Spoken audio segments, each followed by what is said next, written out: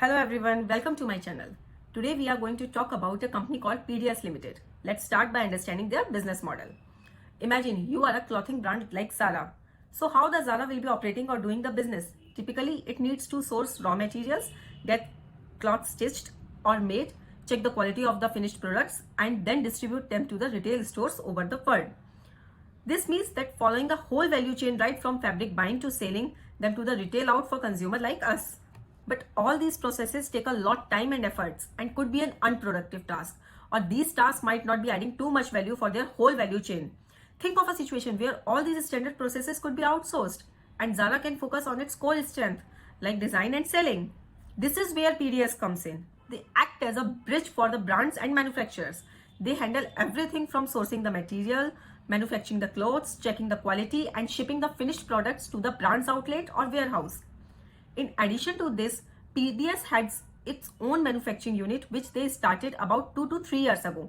This is another source of income for them. So in a nutshell, this is what PDS does. If you need more detailed explanation of their business model, please tell me in comment section and I will come with another video. Let's talk about what's been happening with the company. Previously, we saw that the company and the industry were both in downturn.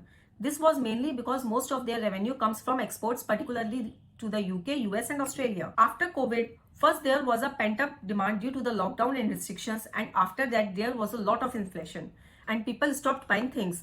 This led to a lot of unsold stock which hurt the company adversely. On top of that, there was no or very soft demand for their products. This situation continued into the last quarter. Additionally, during this quarter, the company has to shut down many of their factories in Bangladesh for 14 days due to Eid celebration, which is a major festival in the predominantly Muslim countries. This led to a weaker first quarter. However, during this time, the management gave a positive outlook saying that they see demand improving and that the second half of the year will be much better than the first half. This caused the stock to start rising as the market always discounts the future earnings. In a conference call, their CEO said that the things are going to get better, which caused the stock to run from 400 to 600. But then the next quarter results came in and they were not up to the expectation, causing the stock go sideways. So that's the business development so far. In the second quarter of the financial year 2024, the company's situation has not changed much. The revenue has decreased by 16% and the profit after tax has gone down by 22% compared to the same quarter last year. However, when a trend starts to change, you will see improvements on a quarter-to-quarter basis. For instance, the company's revenue has grown by 16% compared to the previous quarter. This could be due to the sales that did not happen in the first quarter because of the Eid festival, which might have shifted to this quarter. Overall, it's a positive sign that things are getting better. The company also tries to expand by acquiring brands. For example, they acquired the rights to manage and source for Ted Baker in Europe and did everything for brand like Forever 21. They have expanded their portfolio in the UK through a subsidiary called PDS UK, which acquired the intellectual property for a brand called Little Mistress. This means they now have the right to source the material, design the products and distribute them. PDS is like a one-stop shop for a brand. They can source the raw material, manufacture the products, distribute them to the different stores and even do the branding. They can do all these tasks or just one of them depending on the brand's needs. For Little Mistress, they are doing sourcing, designing and distribution. Their UK subsidiary PGM has collaborated with Tesco, a popular brand in fast-moving consumer goods, to launch a contemporary brand called Omi. They are also doing brand licensing for various businesses including famous celebrities like Snoop Dogg and Elvis Presley.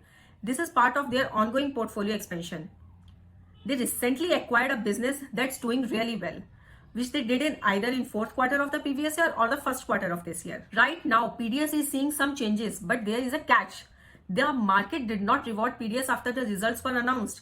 This is because the expectation was that everything would get better, but the year-on-year difference showed otherwise.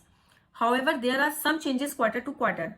This suggests that the demand problems like people not buying and inflation having bottomed out.